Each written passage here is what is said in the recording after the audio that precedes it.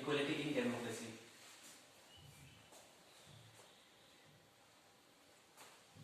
सबसे पहले हमें ये जानना जरूरी है हमें कि what you mean by democracy.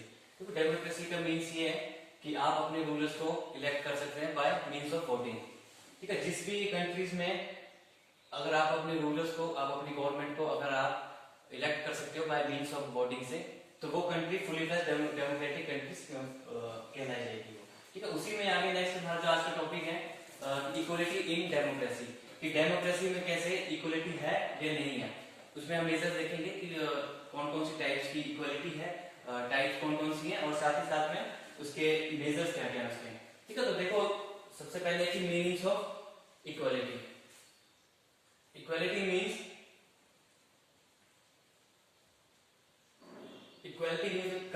consider a typical situation in a family of 4. The son is sent to the best English medium expensive school and the wonderful facility infrastructure भी good है, लेकिन जो डॉक्टर है उसको send के उसको कहाँ भेजा जाता है, स्कूलिंग के लिए उसको ऑर्डिनरी स्कूल में भेजा जाता है।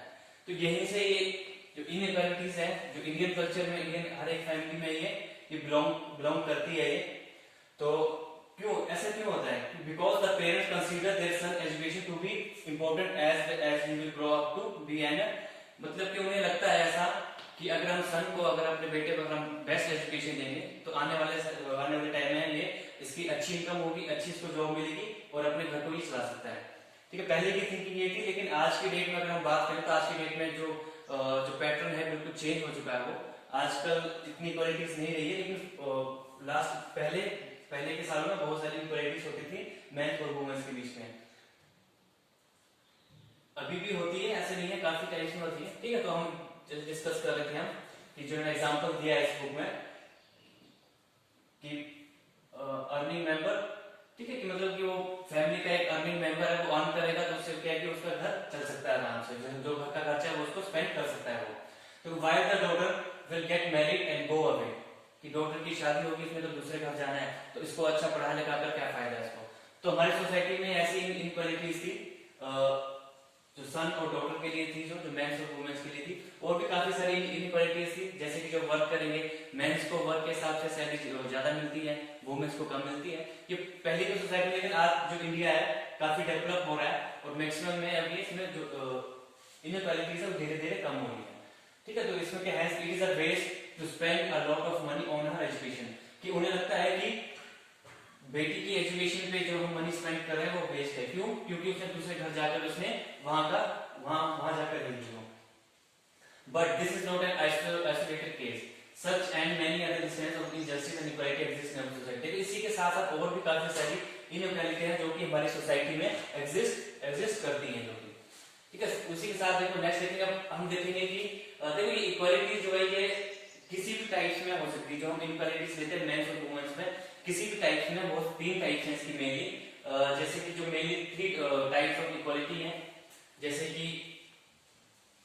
Political, social and economic. अब हम नेक्स्ट आगे ये देखेंगे कि पॉलिटिकल इक्वालिटी, सोशल और इकोनॉमिक इक्वालिटी क्या मीन्स है। देखो पॉलिटिकल इक्वालिटीज मीन्स, ये चैप्टर टोटली बेस्ड है कि हमने अपनी सोसाइटी में जो भी मेंस एंड वुमेन्स हैं उनको हमने इक्वल रखना है, इक्वलिटी पे बेस पे चलना है, हमने किसी के साथ कोई डिस्क्रिमिनेशन नहीं होनी चाहिए। ठीक है, तो देखो equality means equality has many dimensions which deals with separate yet interlinked issues. It can primarily be categorized into 3: political, social and economic. लेकिन अगर बात करें हम अपने कॉन्स्टिट्यूशन, अगर इंडियन कॉन्स्टिट्यूशन की बात करें वो हम देखेंगे नेक्स्ट चैप्टर में कॉन्स्टिट्यूशन का मीन्स क्या है। देखो it is true that people in India are guaranteed equality by the constitution, but still many forms of inequality exist within Indian society. कि हमारा जो कॉन्स्टिट्यूशन है वो गारंटीड करता है वो इक्वालिटीज, मेंस वुमेन्स और जितने भी कास्ट में है उन सबको इक्वालिटी शो करता है, गारंटी करता है। लेकिन हमारी सोसाइटी में काफी टाइप्स की इनइक्वालिटी और जो एग्जिस्ट करती हैं। ठीक है, उसमें हम टाइप्स देखेंगे, तो 3 टाइप्स मैंने बताया, political, social and economic equality. तो political equality means providing certain base right to the citizen of a country, मतलब कि जो कंट्री के जो सिटीजंस हैं उनको हमने सर्टेन बेसिक राइट्स देने हैं ताकि किसी में भी कोई मेंस और वुमेन्स में इनइक्वालिटी शोज ना हो। These rights include the right to vote, right to contest election, right to freedom of expression, freedom of movement and association. मतलब कि पॉलिटिकल मीन्स में वो आएगी जितने भी कंट्रीज की जो मैक्सिमम वर्किंग है वो इक्वलिटी, दोनों मेंस और वुमेन्स में इक्वलिटी पे लेकर आने हैं। तो पॉलिटिकल इक्वलिटी में कौन कौन से आएंगे? Right to vote, right to contest election, right to freedom of expression, freedom of movement and association. इसी में देखो जो हमारे राइट्स हैं, हमारे कॉन्स्टिट्यूशन है हमारे को फंडामेंटल राइट्स प्रोवाइड किए, वो नेक्स्ट स्लाइड में देखेंगे हम कि कौन कौन से राइट्स हमें प्रोवाइड किए गए हैं हमारे कॉन्स्टिट्यूशन के अंदर। तो देखो कि अगर किसी भी कंट्री में अगर आप अपने रूलर को इलेक्ट कर सकते हो बाय मींस ऑफ वोटिंग से, अगर उस किसी भी कंट्री में इलेक्शंस होते हैं और आप अपने रूलर्स को इलेक्ट कर सकते हैं बाय मींस ऑफ वोटिंग, जिसको कि हम अडल्ट यूनिवर्सल एडल्ट फ्रेंचाइज कहते हैं। तो वोटिंग कैसे करते हो? राइट टू वोट होगा, साथ ही राइट टू कॉन्टेस्ट इलेक्शन। तो उस कंट्री को हम फुली फ्लैश डेमोक्रेटिक कंट्री कहेंगे। हम जिस कंट्री में इलेक्शंस नहीं होते हैं, पीपल्स वहां के अपने रूलर्स को इलेक्ट नहीं कर सकते हैं बाय मींस ऑफ वोटिंग से, तो वो कंट्री अनडेमोक्रेटिक कहलाएगी। ठीक है, तो पॉलिटिकल इक्वालिटी हमें वो शो करनी है कि जिस भी कंट्रीज में अगर सिटीजन के पास राइट टू वोट है, राइट टू कॉन्टेस्ट इलेक्शन है, साथ ही में right to freedom of expression, freedom of movement and association है, तो हम उस कंट्री में कहेंगे कि हाँ जो पॉलिटिकल इक्वालिटी है इस कंट्री में वो इक्वली लेवल है, वो both between mens and womens. अब हम नेक्स्ट देखेंगे हम। देखो जैसे मैंने आपको बताया कि पॉलिटिकल इक्वालिटी मींस कि आप अपनी कंट्री में इलेक्शंस करवाएंगे और आप अपने रूलर्स को इलेक्ट करेंगे बाय मींस ऑफ वोटिंग से। ठीक है, तो जो वोटिंग, अब ऐसा नहीं है कि वोटिंग सभी कर सकते हैं, उसके लिए भी कुछ मेजर्स बनाए हैं। हर डेमोक्रेटिक कंट्री में कुछ मेजर्स हैं कि आप किस तरह से आप अपने रूलर्स को इलेक्ट कर सकते हैं। देखो जो भी पर्सन है जो एक सिटीजन ऑफ कंट्री है, अगर उसके पास राइट है कि वो वोट कर सकता है, वो तो हम उसको कहेंगे यूनिवर्सल एडल्ट फ्रेंचाइज। ठीक है, देखो universal adult franchise is based on the principle of one person one vote. एक पर्सन होगा वो एक वोट डाल सकता है और अपने रूलर्स को इलेक्ट कर सकता है। वो it is considered as one of the most important features of the Indian constitution. A person who is 18 years of age or above is entitled to cast his vote in the election, irrespective of race, caste, gender, religion, language, education, place of birth and social status। Means कि हमारे Indian constitution में सबसे most important features है कि one person one vote. अगर वो Indian country का citizen है तो वो वोट कर सकता है। वो उसके लिए मेजर्स क्या है कि उसकी एज होनी चाहिए 18 years एज होनी चाहिए और अबव। अगर आपकी एज 18 years है तो आप वोट कर सकते हैं। साथ ही में अगर आपकी एज 18 years आप वोट कर सकते हैं, साथ ही साथ में आप देखो इलेक्शंस में वोट कर सकते हैं किस इररिस्पेक्टिव ऑफ रेस, मतलब कि वोट कौन कौन कर सकते हैं, इसमें कोई भी इनइक्वालिटीज नहीं होगी वोट करने में। किसी भी कोई भी पर्सन किसी भी रेस का हो, किसी भी कास्ट, किसी भी जेंडर, किसी भी रिलीजन, किसी भी लैंग्वेज, कुछ भी इसकी एजुकेशन हो, चाहे अनएजुकेटेड हो या इसका प्लेस ऑफ बर्थ इंडिया में कहीं पे भी हो, और साथ में इसका कोई भी सोशल स्टेटस हो, वो पर्सन जो इंडियन कंट्रीज के सिटीजन है वो वोट कर सकते हैं as mentioned by our Indian constitution. कि आपकी एज अगर 18 years है, आप किसी भी रीजन के, किसी भी कास्ट के, आप किसी भी आप सोशल स्टेटस के हैं, तो आप वोट कर सकते हैं। In this way, voting allow people to participate in the decision-making process of the country and exercise their democratic right to choose a government through elections। ठीक है, देखो मैंने आपको डेमोक्रेटिक राइट, अगर कंट्री फुली फ्लैश डेमोक्रेटिक है, वहां के persons अगर अपने रूलर्स को इलेक्ट कर सकते हैं बाय मींस ऑफ वोटिंग से, जिनकी एज 18 years होगी और अबव, तो वो क्या कर रहे हैं, वो अपनी कंट्री में एक काफी बहुत बड़ा प्रोसेस कर रहे हैं। कौन सा? डिसीजन मेकिंग प्रोसेस, कि वो डिसीजन ले रहे हैं कि वो उनका रूलर कौन होना चाहिए। तो हम ये कह सकते हैं कि जो राइट ऑफ वोट है, अगर कंट्री डेमोक्रेटिक है, तो वहां के जो पीपल्स हैं वो एक डिसीजन ले रहे हैं कि उन्हें कौन सा रूलर उनकी गवर्नमेंट में चाहिए। ठीक है, decision making process of the country. और वो जो डिसीजन ले रहे हैं तो वो क्या कर रहे हैं कि उनकी कंट्री ने उनको डेमोक्रेटिक राइट प्रोवाइड किया गया है कि वो अपनी गवर्नमेंट को इलेक्ट कर सकते हैं बाय थ्रू इलेक्शंस। मींस देखो मैंने पहले भी बताया कि डेमोक्रेटिक मींस कि आप जो किसी भी कंट्री के जो सिटीजन्स हैं वो अपने रूलर, अपने गवर्नमेंट को वो इलेक्ट कर सकते हैं बाय मींस ऑफ वोटिंग से। अगर वहां किसी कंट्री में इलेक्शंस होते हैं तो वो कंट्री डेमोक्रेटिक कहलाएगी। साथ ही में वो क्या कर रहे हैं, वो डिसीजन मेकिंग प्रोसेस की अपनी गवर्नमेंट को वो चूज कर रहे हैं। अब इसी में बात है कि जो हमारा इंडियन कॉन्स्टिट्यूशन है उसने कुछ फंडामेंटल राइट्स जो जो इंडियन सिटीजन्स हैं उनको प्रोवाइड किए। हालांकि जो फॉरेनर्स के आते हैं, जो फॉरेन कंट्री इन्वेट करते हैं इंडिया में आके, उनके भी कुछ राइट्स हैं, लेकिन ये सब के सब राइट्स उनको अवेलेबल नहीं है उनको। ठीक है, तो हम देखेंगे कि इंडियन कॉन्स्टिट्यूशन में हमारे fundamental rights, there are only 7 fundamental rights in our Indian constitutions. ठीक है, there are 7 fundamental rights given to the citizens of India. जो इंडियन के सिटीजंस हैं सिर्फ उनको ये फंडामेंटल राइट्स प्रोवाइड किए गए हैं। लेकिन ऐसा नहीं है कि अगर कोई फॉरेन का पर्सन आकर इंडिया में रह रहा है तो उसको फंडामेंटल राइट्स नहीं है, कि अगर वो सिटीजन ऑफ इंडिया का नहीं है अगर वो, उसको भी कुछ राइट्स है, लेकिन ये मैक्सिमम उसको राइट्स नहीं है। उसको कुछ राइट्स है, वो हम देखेंगे नेक्स्ट वीडियो में कि कौन कौन से राइट्स उनको अवेलेबल है उनको। ठीक है, तो these right ensure that every individual leads a life of dignity. ये राइट शोज करते हैं कि अगर कोई किसी पर्सन की जो डिग्निटी है उसको ये लीड्स करते हैं ये। ठीक है, ये राइट सभी को है कि right to equality, right to freedom, right against exploitation, right to freedom of religion, cultural and educational rights, right to constitution remedies and right to education. ठीक है, तो आपने सिर्फ याद रखना है कि India as per our Indian constitution there are only 7 fundamental rights to provide to Indian citizen of Indian country. कौन कौन से फिर से रिपीट करवा देता हूं। First, right to equality, right to freedom, right against exploitation, right to freedom of religion, cultural and education right, right to constitution remedies and right to education. आपने बस ये लर्न कर रहे हैं। अब इसी में जो फर्स्ट हमने पार्ट किया टाइप्स ऑफ इक्वालिटी में, जो पॉलिटिकल इक्वालिटी था, जिसमें हमने देखा कि किस तरह से जो इंडियन कंट्री जो सिटीजन है जिनकी एज 18 इयर्स है वो वोट कर सकते हैं और अपने गवर्नमेंट को या अपने रूलर को वो इलेक्ट कर सकते हैं। वो फर्स्ट टाइप था। सेकंड टाइप है हमारा सोशल इक्वालिटी। देखो सोशल इक्वालिटी मींस, देखो इट इज नॉट सिंपल। देखो through every citizen of India has equal political rights. ठीक है, जितने भी इंडियन कंट्री के जितने सिटीजन हैं उनको इक्वल पॉलिटिकल राइट्स सबको अवेलेबल दिए गए as per our Indian constitution. ठीक है, तो साथ ही साथ में they experience many social differences, taboos and biases breed social equality. ठीक है, तो इसी के साथ में काफी सारे ऐसे इनक्वालिटीज हैं जो कि इंडियन सिटीजंस को भी साथ में सोसाइटी में जो बेस्ड हैं जो कि। ठीक है, तो सोशल इक्वालिटी, देखो we might have political rights but the complex societal norms differentiate between individual and create social equality.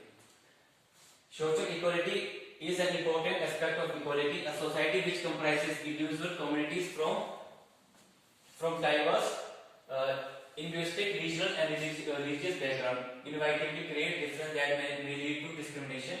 ठीक है, तो इसमें ये कहा जा रहा है कि जो हमारी सोशल इक्वालिटी है, मीन देखो अब इंडियन कंट्री इतनी बड़ी, यहाँ पर इतने टाइप्स ऑफ रीजन्स हैं, इतने कल्चर्स हैं, इतनी कास्ट में डिवाइड किया गया है, तो क्या है कि उससे डिस्क्रिमिनेशन हो रहा है।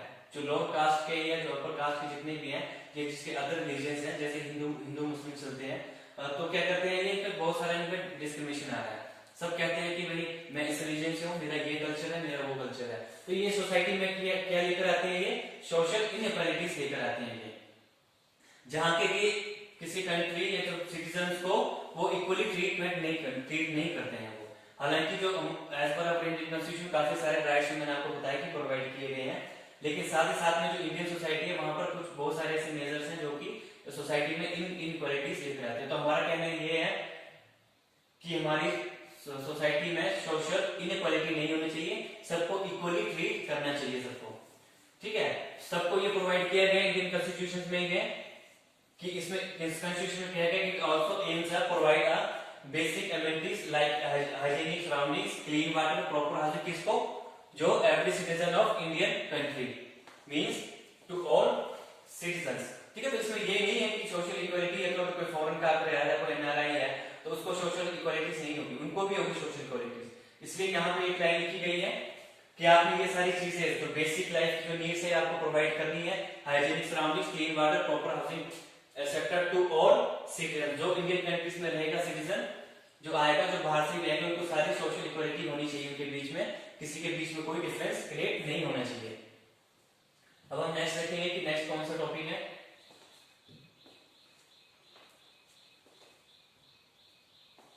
ठीक है, अब साथ ही साथ में नेक्स्ट है हमारे, देखो हमने पॉलिटिकल कर लिया, इकोनॉमिक कर लिया, जैसे मैंने आपको बताया कि टाइप्स ऑफ इक्वालिटी कौन कौन सी हैं, पॉलिटिकल, सोशल और इकोनॉमिक। तो इकोनॉमिक इक्वालिटीज में क्या आएगा, ठीक है, ये टोटली जो इकोनॉमिक इक्वालिटी है ये टोटली बेस है कि आप कितना अर्न कर रहे हैं, आपको कितनी की अपॉर्चुनिटीज आपको प्रोवाइड हो रही है कि आप उसे अर्न कर रहे हैं और आप अपनी लाइफ को इजिली स्पेंड कर रहे हैं नहीं कर रहे हैं।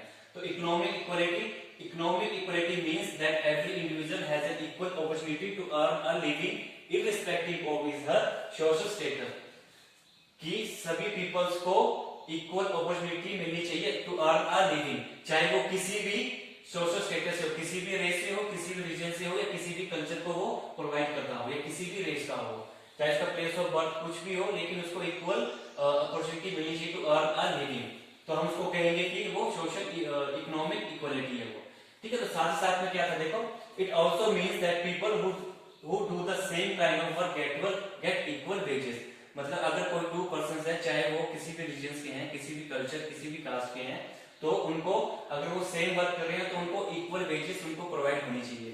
साथ ही साथ में इक्वल वेजेस किसको भी होनी चाहिए, चाहे मेंस हैं चाहे वुमेन है, अगर वो इक्वल वर्क कर रहे हैं तो उनको इक्वल वेजेस होनी चाहिए। अगर ऐसी सोसाइटी हो तो हम कह सकते हैं कि हाँ, इस कंट्री में जो इकोनॉमिक इक्वालिटी है वो बिल्कुल प्रॉपर है।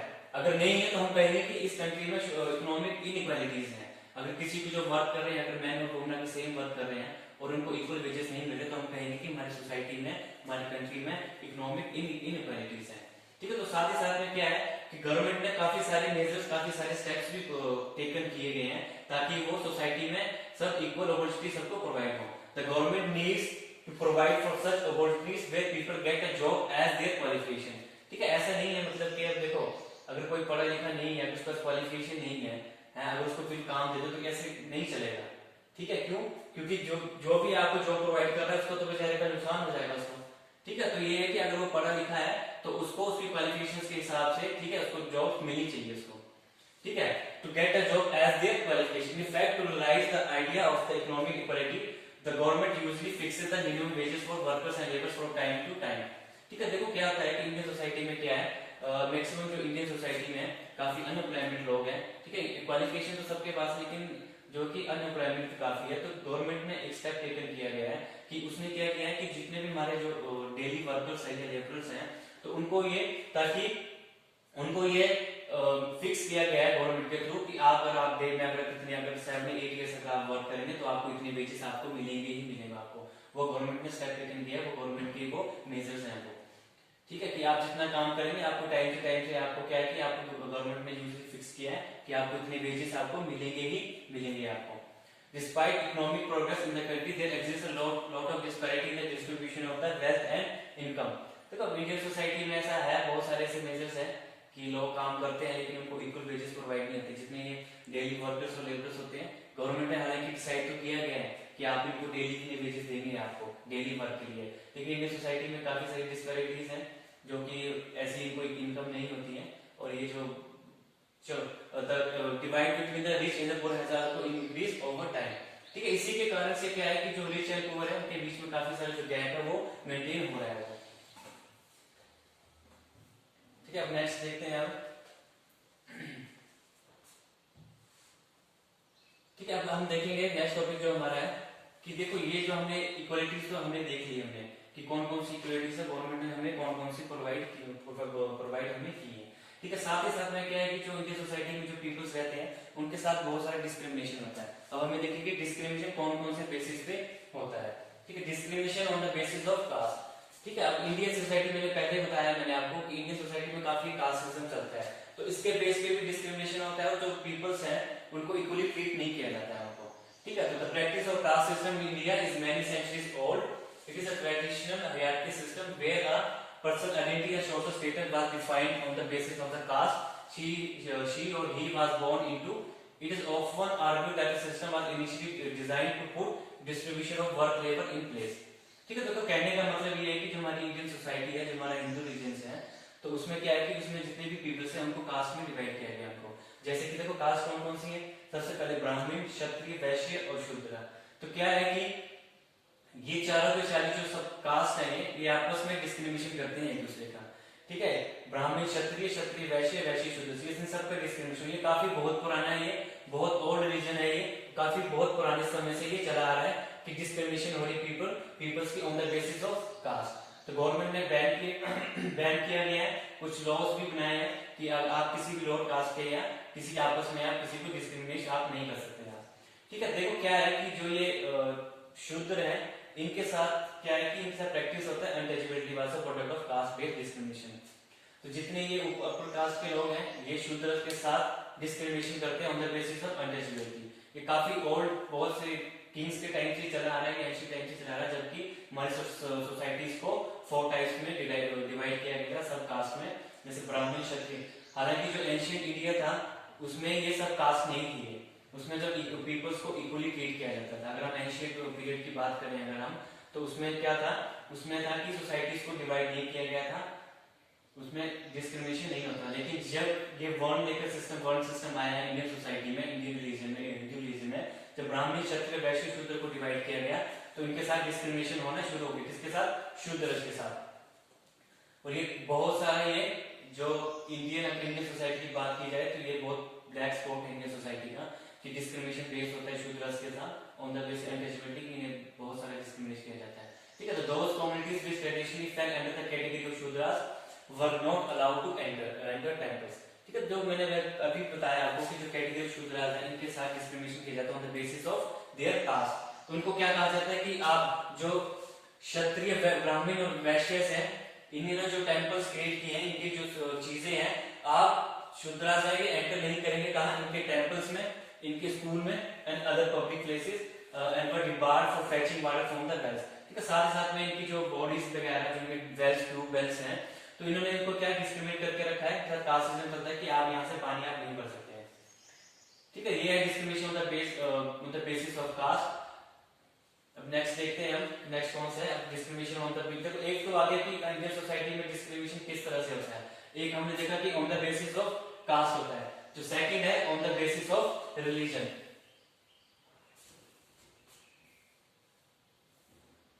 ठीक है, मैंने आपको पहले बताया कि इंडियन सोसाइटी जो इंडियन कंट्री इतनी बहुत बड़ी है कि यहाँ पे डिफरेंट टाइप्स की रिलीजन है, काफी रहते हैं, जैसे हिंदू हैं, मुस्लिम, क्रिश्चियन, जैन, बुद्धिज्म, काफी सारे। तो इसमें इनमें जो डिस्क्रिमिनेशन है on the basis of religion के बेस पे भी डिस्क्रिमिनेशन होता है, सोसाइटी में जो पीपल्स है उनको इक्वली ट्रीट नहीं किया जाता है। ठीक है, देखो society is a heterogeneous mix of diverse group and communities. तो ऐसा नहीं है कि हम कह सकते हैं कि जो discrimination on the basis of religion सिर्फ इंडियन कंट्री में ही है, बहुत सारी फॉरेन कंट्रीज है वहां पे भी discrimination on the basis of religion होता है। वहां पे मैक्सिमम रेस पे होता है, व्हाइट्स और ब्लैक पीपल्स के बीच में डिस्क्रिमिनेशन होता है, वो discrimination on the basis of race होता है वो। ठीक है, तो हमारी society is a heterogeneous mix of diverse group, बहुत सारे डिफरेंट टाइप्स के ग्रुप्स के पीपल्स लिव करते हैं, डिफरेंट टाइप्स की कम्युनिटीज हैं, which are also identifiable on the basis of religion. A country usually comprised of more than one religious community, and very often one community is the dominant while the other are in minority. देखो क्या होता है कि किसी भी country की बात करें, अगर किसी भी कंट्रीज में अगर डिफरेंट टाइप्स के अगर रिलीजियंस के लोग अगर लिव कर रहे हैं वहां पे, जैसे कि बात कर रहे हैं कि अगर हम श्रीलंका या इंडियन कंट्री की बात कर लेते हैं, तो क्या है कि अगर जिस सोसाइटी के लोग, जिस रीजन के